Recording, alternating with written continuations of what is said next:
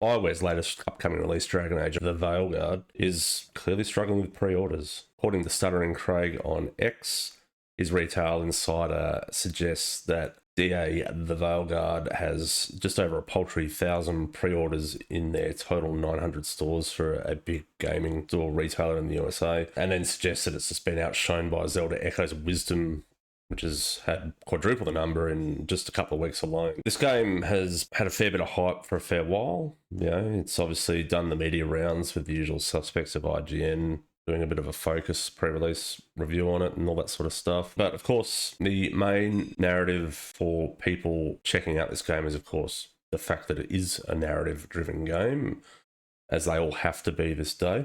And its over focus, of course, on inclusivity, which has been one of its main marketing drives, I think, from all the usual suspect Western media outlets. So there's been a real big focus on talking about how wonderful it is that you can choose your own gender and make it up, and there's top scars in the character creator.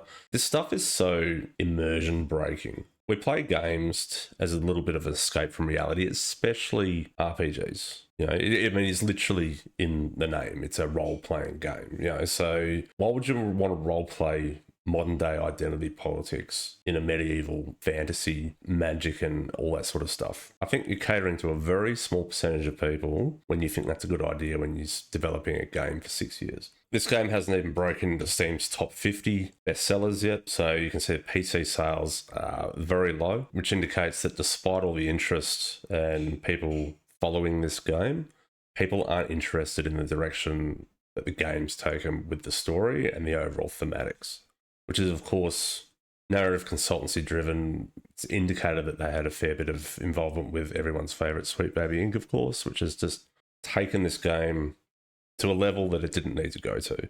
I mean, Bioware's already had a shocking run since Dragon Age Inquisition. And even then, a lot of people didn't like that at the time. Came out around the same time as Witcher 3, which is a similar title in gameplay, but obviously clearly far, far better. And then since then, of course, they've had Anthem, Mass Effect Andromeda, two pretty big fails, I suppose. Like, maybe Mass Effect Andromeda didn't do too badly sales-wise, but it was panned by the general Mass Effect fan base. They did do a Legendary Edition, which obviously released titles 1 to 3. They skipped Andromeda because no one really wanted to play it after the first time. It shows you that they had to go back to the well, like many of these studios are doing, and remastering and re-releasing titles that they know people are going to love, because they're a bit bereft of ideas and creative direction themselves. When you get stuff like this and you've got these narrative consultancies weighing in and being overbearing and telling them that this is the direction that they need to go in, paying exorbitant fees for the privilege, and then having games dead on arrival. They just flop. We just saw Unknown 9 from a new studio just this week, released to even less players than Concord. And that was bought up by Bandai Namco, so it's still a AAA title, but they were giving away that game for free and people still wanted refunds. And as we can see with Dragon Age the Veilguard, they are also giving that game away for free. So they're partnering with NVIDIA, and it's a little bit of a worry when you think to get people actually interested in this game, they're going to have to give it away with hardware upgrades and purchases and all that sort of stuff as well. And they want to get people involved with this game just to get it out there amongst the general gaming population to maybe get a bit more of a positive response. Based upon the lukewarm reception this game's been getting from the gaming community and fans of the franchise, I can't see this being a very successful tact to increase interest and sales, because, you're giving away for free for starters. They're probably not going to tell their friends to play it.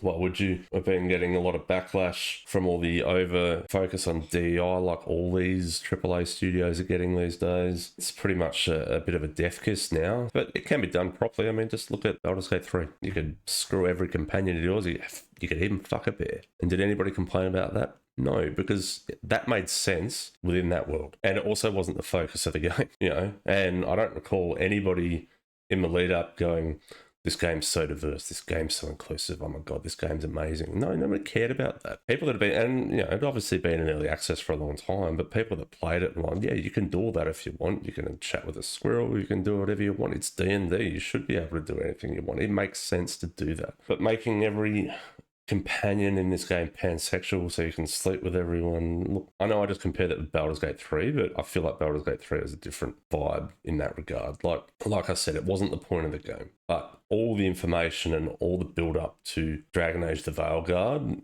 from most sectors has been how wonderful and inclusive this game is, which is worrying because seeing some of the gameplay for this game, it looks like a mobile to PC port.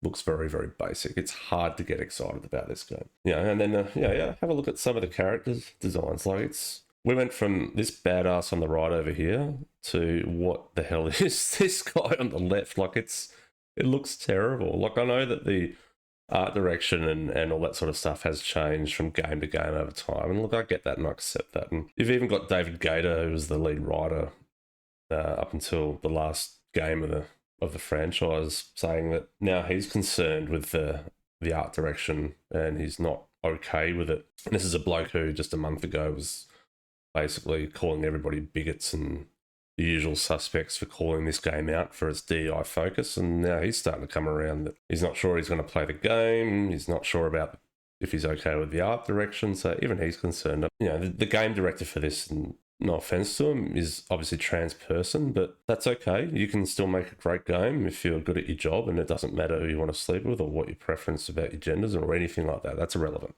But when it clearly is the most important thing to you that you have to forcibly inject it into your work that you're doing, and knowing full well that 95+% of your customers aren't interested in knowing about it and simply don't want it in their favorite franchises, then we have a problem. And that problem is selling 1,000 copies in gaming stores around the USA. You're not going to make a lot of money. Now, if you're not going to make a lot of money when you've been directing the development of a big franchise game for the last 6 years, you're going to have a problem career-wise, which is a shame, but it is what it is. So the fan base already feels alienated from previous releases. The sales, they look grim, I just don't really know what to expect from this game. I think it'll do okay. Obviously, Steam isn't the be-all and end-all. It'll probably do okay on console, but I really don't think this game will make any kind of profit whatsoever. It's pretty hard to see that happening. There's some pretty funny comments underneath Stuttering Craig's official, with all the glute and breast sliders that pretty much do nothing. This poster said, "I'm amazed there's not a tit sag slider." Well, if you want to be inclusive to older people, where is it? First Dragon Age game I have no interest in. They lost me when they butchered the combat. I mean, you can't control companions in this game like you did in previous iterations, and I don't think there's even a lock-on for this. You just got to sort of whip around and try and hit people. It doesn't look very good.